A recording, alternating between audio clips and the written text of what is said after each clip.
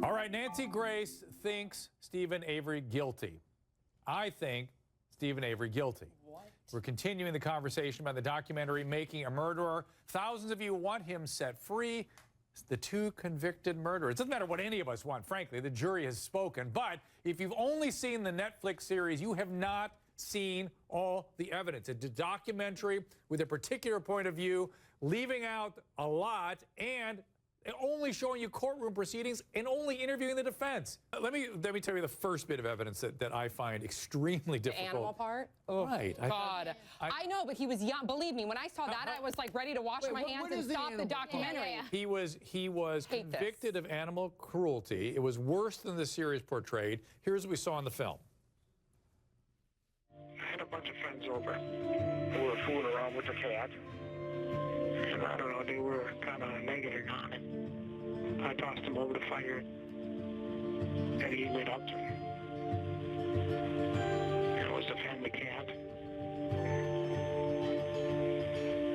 I was young and stupid. And he's even lying here. Actually, what he did was he poured gasoline over the cat and tossed it in a fire. I know. I don't even like hearing that. He was then charged with animal cruelty. I know. Hold a second. That doesn't mean he has to spend his whole life in prison. Hold on. Slow up. Slow your roll. Aaron, what is it? You're a psychotherapist. What does it imply when somebody has these sorts of cruelty acts against animals? Just in general, what does it make you think of? In general, it makes me wonder if I have a true sociopath on my hands. Or even a psychopath. Or a psychopath. But to me, it's indicative of antisocial personality disorder. Okay, which is the kind of person that ends up in 1-800-NO-CUFFS. And thank you for that. But here's the problem. This is a perfect example of evidence that is admissible in the court of public opinion. Yes. Where everybody gets to hear it. But in the court of law, what does it have to do with the events on the It doesn't. But we're out here fighting a mob who has seen a documentary with a particular point of view, who wants to string me up and wants to pull this guy out of prison. Avery also has a history of violence against women. A lot of it. The film showed just a little bit. Avery once held his female cousin at gunpoint.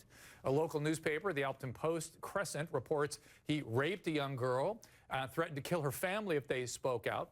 Allegedly, but this was all alleged. Go ahead. Anybody else have any alleged newspaper articles about them raping and killing a family? No. Just let me finish. When you want to finish giving, and then there was another young woman who said that he apparently raped her too. Here's my issue with that, though. These are all just reports. These were not vetted. They were not evidence presented in court. And we know how things get out there and get spun. You saw some of that on the documentary. Exactly.